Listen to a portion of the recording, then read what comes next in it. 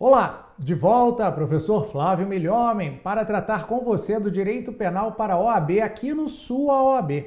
E vamos ao que interessa, a questão da tela.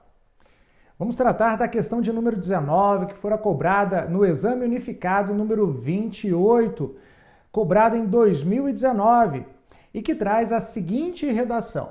Douglas foi condenado pela prática de 2 tentativas de roubo majoradas pelo concurso de agentes e restrição da liberdade das vítimas.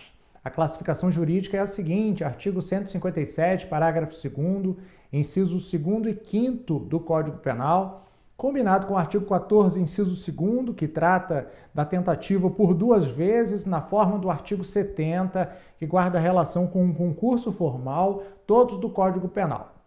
No momento de fixar a sanção penal, o juiz aplicou a pena base no mínimo legal, reconhecendo a confissão espontânea do agente, mas deixou de diminuir a pena na segunda fase. No terceiro momento, o magistrado aumentou a pena do máximo, considerando as circunstâncias do crime, em especial a quantidade de agentes, 5 agentes, e o tempo que durou a restrição da liberdade das vítimas. Ademais, reduziu ainda na terceira fase a pena do mínimo legal, em razão da tentativa, novamente fundamentando na gravidade do delito e naquelas circunstâncias de quantidade de agentes e restrição da liberdade. E segue. Após a aplicação da pena dos 2 delitos, reconheceu o concurso formal de crimes, aumentando a pena de um deles de acordo com a quantidade de crimes praticados. O Ministério Público não recorreu. Considerando as informações narradas, de acordo com a jurisprudência pacificada do STJ, o advogado ou advogada de Douglas, quanto à aplicação da pena, deverá buscar, letra A redução da pena na segunda fase, diante do reconhecimento da atenuante da confissão espontânea. Letra B, a redução do quantum de aumento em razão da presença das majorantes, que deverá ser aplicada de acordo com a quantidade de causas de aumento. Letra C, o aumento do quantum de diminuição em razão do reconhecimento da tentativa, pois a fundamentação apresentada pelo magistrado foi inadequada. E letra D, a redução do quantum de aumento em razão do reconhecimento do concurso de crimes devido à fundamentação inadequada. A questão, como você pode perceber, guarda relação com a dosimetria da pena. A dosimetria da pena é um procedimento considerado, classificado pela doutrina como um procedimento trifásico, onde o juiz, a partir do reconhecimento da responsabilidade penal do acusado, vai fixar-lhe uma pena dentro dos limites mínimo e máximo fixado no caput do tipo penal ou em parágrafo, caso seja hipótese de reconhecimento de qualificadora, analisando as circunstâncias judiciais elencadas no artigo 59. Na segunda fase, nós trataremos das chamadas atenuantes genéricas e agravantes genéricas nesta ordem, artigo 65 do Código Penal e artigos 61 e 62. E já na sequência, vamos falar das causas de diminuição de pena e também das causas de aumento de pena, que vamos encontrar nas partes especiais em relação a cada tipo penal, com previsão em parágrafos específicos. É a redução de 1/3 à metade, é o aumento de 1/3 à metade, por exemplo. São as frações que deverão ser aplicadas sobre a pena fixada com base nos limites mínimo e máximo e sobre as quais incidiu as atenuantes e as agravantes. E a questão em si, ela analisa não só a legislação, mas principalmente a jurisprudência. É uma questão que mostra a necessidade de estudo dos entendimentos simulados dos tribunais superiores. E é isso que nós vamos ver agora com a análise de 2 enunciados que servirão para efetivamente se dizer qual a resposta correta da questão. Joga na tela. Muito bem. Olha lá, nós começamos com o enunciado número 231 do STJ. Para o enunciado 231 do STJ, a incidência da circunstância atenuante não pode conduzir à redução da pena abaixo do mínimo legal. Vem cá comigo.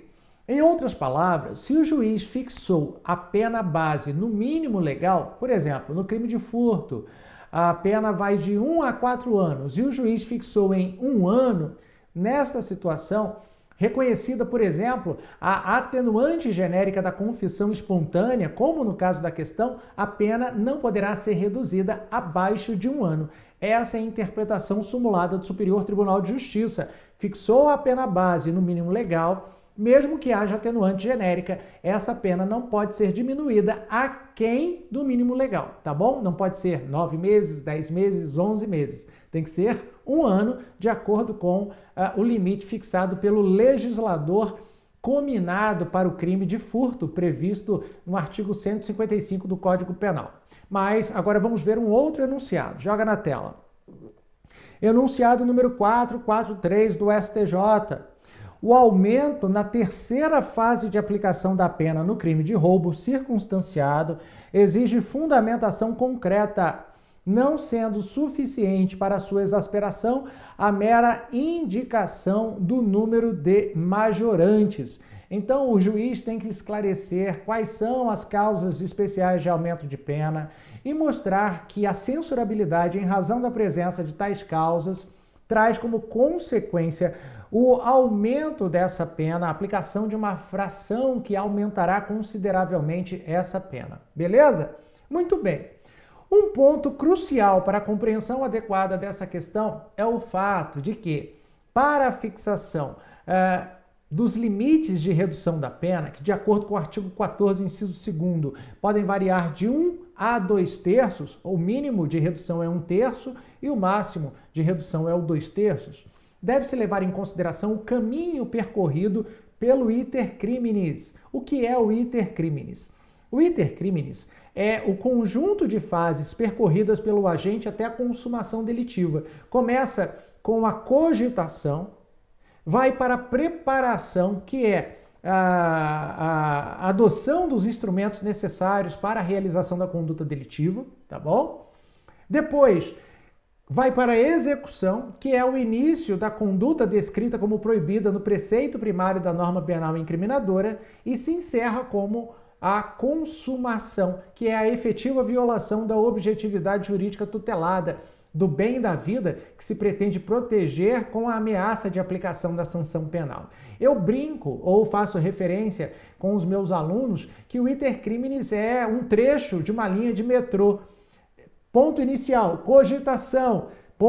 Segundo ponto, preparação. Terceira, execução. Ponto final, a consumação delitiva. Então, basicamente, responsabilidade penal decorre do início da execução da conduta, ou seja, decorre da realização da conduta núcleo do tipo identificada no preceito primário da norma penal incriminadora. Matar alguém é a conduta núcleo do tipo do crime de homicídio. Se eu puxo o gatilho de uma arma de fogo, isso em direção a outra pessoa com a intenção de matá-la, isso já é início da execução. Se ela vem a morrer, aí eu tenho a consumação delitiva. Mas o ato de puxar o gatilho de uma arma apontada para o desafeto já é início da execução. A consumação é a efetiva morte da vítima. Mas pode ser que eu vire essa arma de fogo, mire na pessoa, mas não acerte a pessoa. Eu estou nervoso, eu faço aquela chamada gatilhada. Gatilhada é quando o cidadão aperta o gatilho de uma forma que não permite que o projetil atinja a pessoa pretendida. Atinge tudo à volta, mas não atinge a pessoa pretendida. O cidadão puxa o gatilho da arma de fogo, mas a bala vai para cima, eu tenho a chamada tentativa branca, ou efetivamente eu atinjo a vítima, mas a vítima não morre, não é morredora, é a tentativa vermelha, ou tentativa cruenta, ou tentativa perfeita, ou quase crime. Por que eu estou fazendo essa classificação da tentativa? Para mostrar para você que quando há o início da execução, mas o risco levado à objetividade jurídica é pequena, eu tenho a tentativa branca e, portanto, deve-se aplicar a maior fração de redução. Por quê? Porque eu não cheguei perto da consumação delitiva. Mas na hipótese da tentativa cruenta, ou do quase crime, ou da tentativa perfeita, onde a vítima só não morreu porque não era morredora, embora o cidadão tenha realizado todas as condutas necessárias para obter a morte do seu desafeto, eu tenho então a necessidade ou a possibilidade de aplicação da menor fração de redução. Eu quase matei, faltou isso aqui. Então eu não vou reduzir de 2/3, eu vou reduzir de 1/3.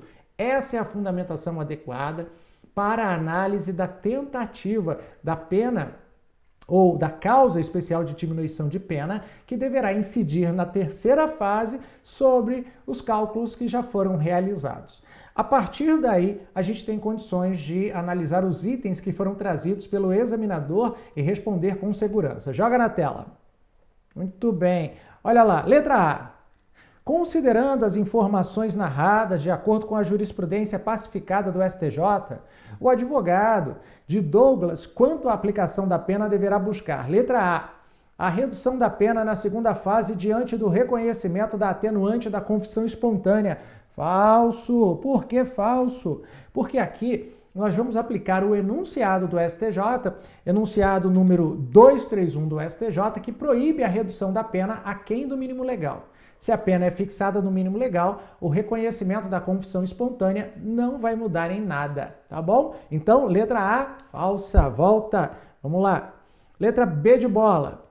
A redução do quantum de aumento em razão da presença de majorantes, que deverá ser aplicada de acordo com a quantidade de causas de aumento. Como a gente viu, o enunciado número 443 justamente proíbe que a exasperação se dê mediante a mera indicação do número de majorantes. Isso faz com que a letra B seja falsa. O juiz tem que se atentar à presença de cada uma delas e explicar em que aumenta-se a censurabilidade da conduta do agente. Letra C. O aumento do quantum de diminuição em razão do reconhecimento da tentativa, pois a fundamentação apresentada pelo magistrado foi inadequada. Vamos dar uma olhada na fundamentação adotada pelo juiz de direito para a aplicação do fator de redução do reconhecimento da tentativa. Joga na tela. Olha lá. Voltando para a questão, hein? Douglas foi condenado, tarará, tarará. Muito bem. Aí, aqui no finalzinho, aqui, o juiz vai dizer o seguinte: ademais, reduziu ainda na terceira fase a pena do mínimo legal, ou seja, 1/3 em face da tentativa, novamente fundamentando na gravidade do delito e nas circunstâncias da quantidade de agentes e restrição da liberdade.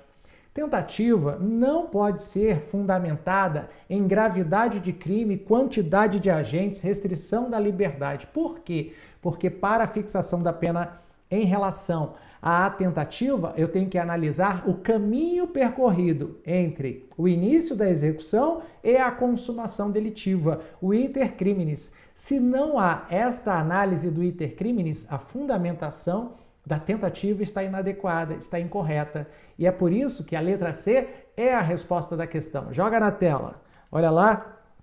Letra C de casa, a resposta da nossa questão.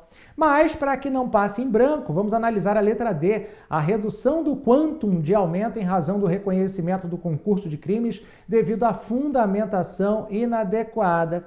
A fundamentação adotada para a aplicação da regra do artigo 70 está de acordo com a previsão legal para o concurso formal. Eu pego a pena de um dos crimes e faço incidir sobre ela uma causa especial de aumento de pena. Beleza? Meu querido, minha querida, espero que você tenha gostado, porque eu volto com mais questões de direito penal para você aqui no Sua OAB. Um abraço do Milhomem, valeu!